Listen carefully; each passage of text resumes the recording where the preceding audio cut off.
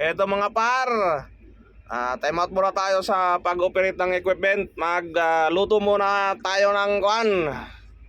May merindahin, pwede na rin hanggang hapunan mga par. Yan, ano yan, kamuting kahoy. Kung tawagin sa iba, balingoy. Sa amin sa Bicol, kamuting kahoy. Yan na ang kamuti na kahoy pa.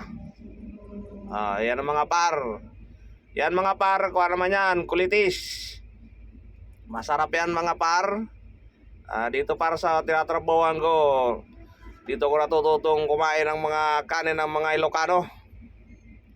Mga masustansya magluto mga par, mga mahilig sila sa mga gulay-gulay. Yan ang mga par.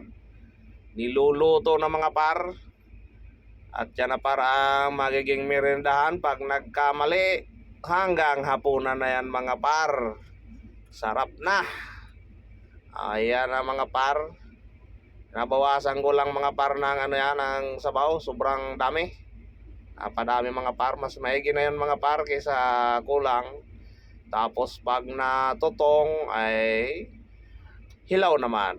Yan lang mga par. Merenda na.